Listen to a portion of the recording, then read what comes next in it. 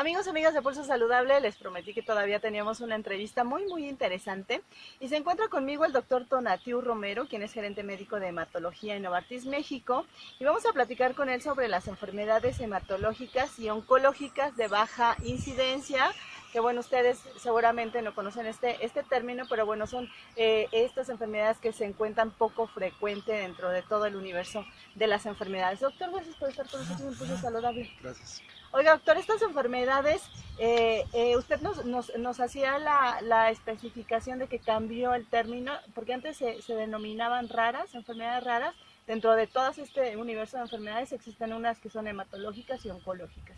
¿Por qué ya no se llaman así o ya no se deben mencionar así como raras? El término acuñado viene del inglés rare disease, que significa enfermedad de baja incidencia. Ajá. Está considerado en función del número de pacientes que son afectados por determinada enfermedad.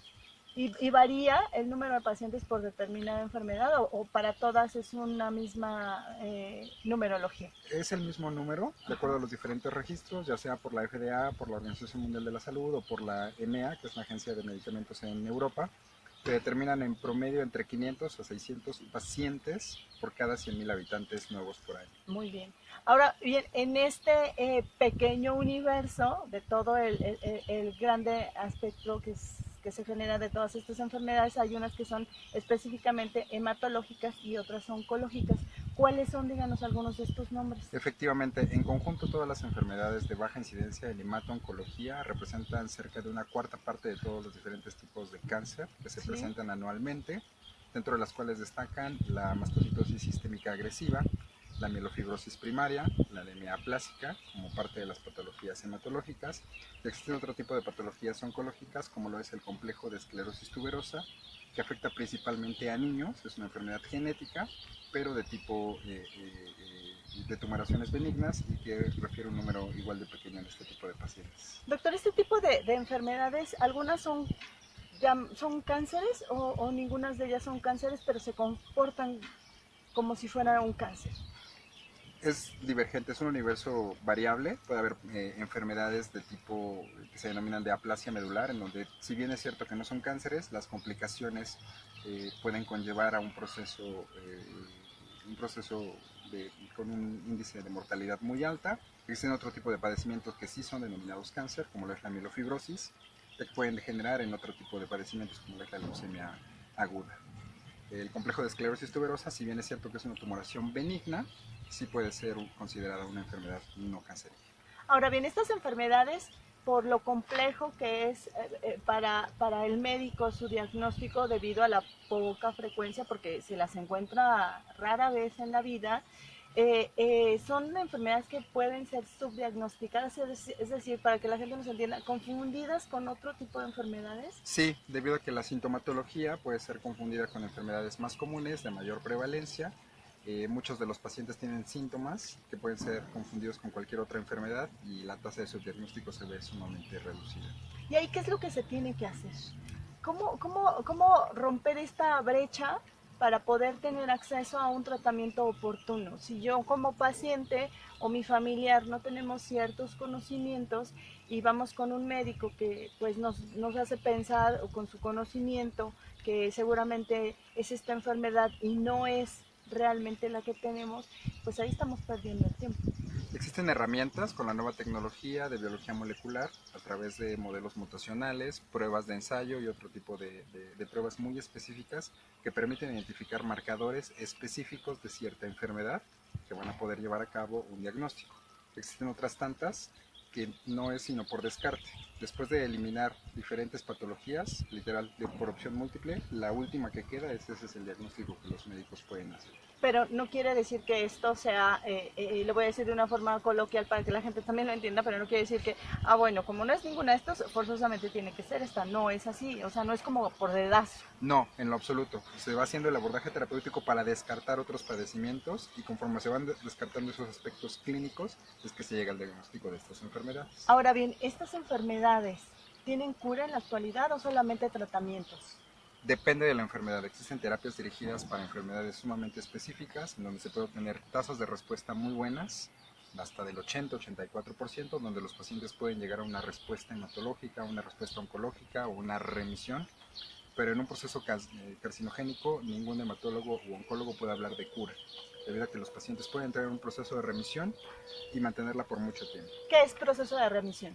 En donde los pacientes tienen respuesta al tratamiento, ya no tienen manifestación clínica de la enfermedad, pero pueden tener una carga tumoral presente, que si bien es cierto que ya no tiene evidencia clínica, puede estar latente. Que está ahí como agazapada, pero no se expresa para no producir sintomatología. Efectivamente. Y las herramientas de biología molecular nos permiten detectar cargas tumorales no detectables, es decir, que ya no son perceptibles, pero no por ello podemos hablar de cura. Ahora bien, doctor, ustedes en Novartis, para este conjunto de enfermedades, ¿qué terapéuticas tienen en la actualidad? Existen lo que se denomina como terapias blanco o terapias dirigidas, en donde son específicas para determinados padecimientos. En el caso del complejo de esclerosis tuberosa, hay un inhibidor de ciertas enzimas que desarrollan esta enfermedad.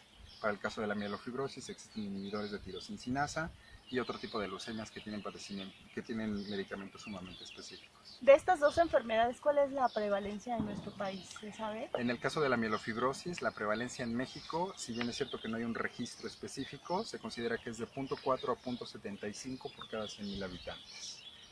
Eso quiere decir que ni siquiera está considerado un habitante. Efectivamente, se considera que existe de 250 a 300 pacientes nuevos cada año en todo el país. Y si consideramos que somos una población de más de 120 millones, el número es sumamente reducido. ¿Y estas alternativas terapéuticas están en los cuadros básicos de salud o todavía no se encuentran ahí dentro en Seguro Popular? Depende de la terapia específica. Existen terapias que ya llevan 4 o 5 años disponibles y existen otras que están buscando la autorización por parte de la autoridad regulatoria.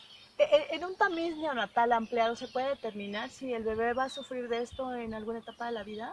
No hay una prueba predictiva para este tipo de padecimientos, pero sí de diagnóstico toda vez que se presentan las manifestaciones clínicas de la enfermedad. Y si como en otras enfermedades, mi papá o mi mamá o alguno de mis hermanos, yo miembro de ese clan o de esa familia, ¿también sería mayormente susceptible que otros? Depende de la enfermedad. También hablando depende. Específicamente del complejo de esclerosis tuberosa, es una enfermedad genética hereditaria. Bien. Pero en el caso de las leucemias, la mielofibrosis o la anemia plástica, el origen de la enfermedad es multifactorial y no existe una prueba específica genética para desarrollar el diagnóstico de la enfermedad. Doctor, usted como oncólogo y hematólogo, para finalizar, ¿cuál sería este mensaje que nos daría? ¿Hay alguna forma de hacer medicina preventiva? ¿Hay alguna forma de, no sé, que si la dieta, los ejercicios, para cuidar la sangre que corre por nuestras venas? ¿Se puede?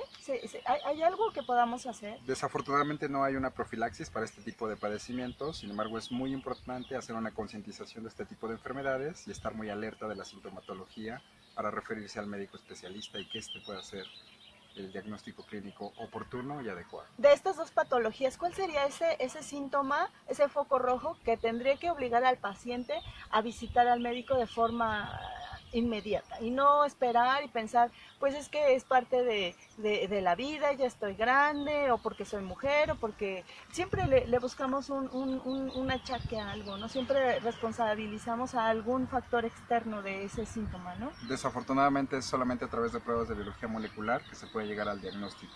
La sintomatología que el paciente refiere se puede confundir con cualquier otro padecimiento y es, si no el especialista, quien realiza el diagnóstico a través de pruebas de análisis mutacional y de biología molecular.